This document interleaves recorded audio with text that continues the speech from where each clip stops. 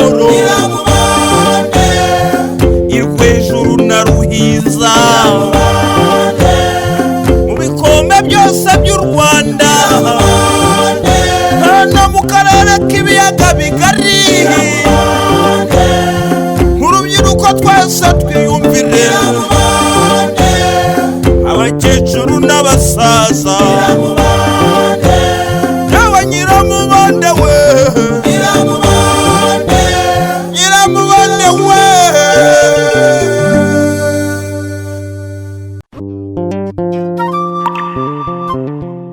Ubushize Gatsimbanye ntiyumvagamo abantu bo mu nkambi, ubu byifashe bite? Nukuri mbaba Karama, warakoze cyane kuba warihanganye ukampira myenda wandodeye nta mafaranga ngo haye. Nibyo? Nukuri pe. Muri centre ya Ruhiza se wagize ngo wari wabigukorera? Hehe. Mva haba nakubona gura umuhungu w'inyangamugayo pe ku buryo utanyambura. Gusa buriya nageze mu nkambi. Ha, onkira rangarana. Biramurakaza cyane ariko nanjye ndatsimbarara. Uzi ko nawe byakubereye nk'ibyanjye? Nibyo? Papa yararakaye. Ye? Unjya kudodesha mu nkambi ya RWEJURU batamujyana. Yibaze. Kandi nge ndeba karite sindeba. Gusa urakoze cyane kuyama. Nanjye nzishima ko abanyeshuri mwiganye bakubwiye ko wambaye neza. Ahubwo mbaba Karama, uzi kwizera cyane. Naguhaye amafaranga utabaze. uzi ko ntarebye koko. Kandi nibutse ko naguhaye make. Yibaze. 1 2 ayo mafaranga muri kubara muri kugurya. Amafaranga angana ryo kandi nabuze nayo kuranguza. Iki kikabisigayemo ubusa. Ngira se. Ariko se nakugirane kubona bashobora kutubaza uyu munsi.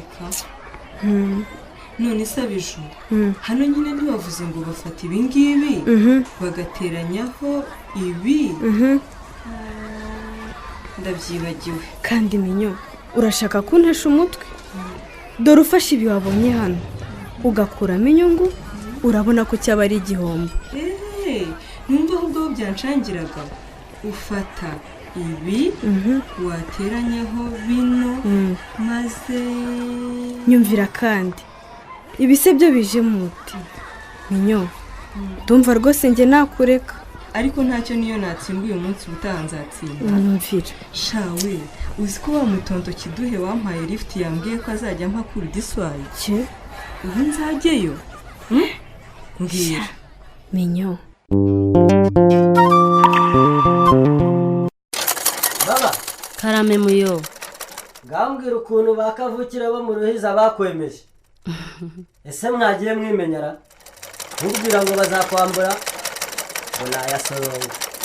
Ariko rero barayampaye kandi habana iminsi twavuganye agomba kunyishyura imyenda na mudode nta nubwo yagize ayigezamo pe. Ndahaba ndeba ko batazakwereka. Ariko mbaba Karame, ubona iyo ugenda mu muhanda uba wizeye umutekano wawe nk'umuntu uturutse mu nkambi. mbona niyumva mu bandi bavuka ino nkumva rwose nta na gito pe nta n'icyo nikanga rwose. Iyo ngenda mba niteguye ko wangirira nabi wese. Nibyo wahita duhanga.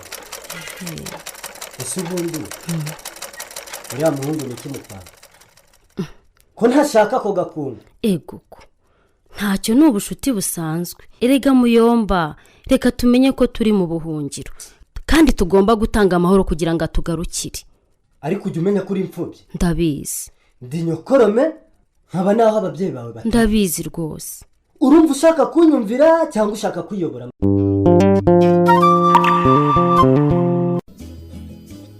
Nikosha takumva papa. Urare amafaranga yose umuhaye nayo kudodesha imyenda.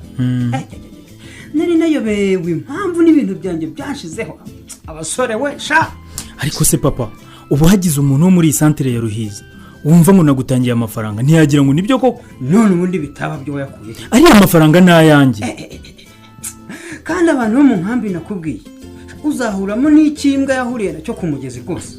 Ariko se papa ubu urabona umuntu warangije amashuri yisumbuye urabona ntazi ibyo nkora koko. Ubibwirwa n'ikize wakabimenye wasubira mu nkambi narakubuze. Arega niba hari umuntu mwagiranye amakimbirane ni umuntu umwe ntabwo wafata abantu bose ngo ubafate kimwe ko ari babi. Ngo amashuri yisumbuye nta wisumbura kuri se.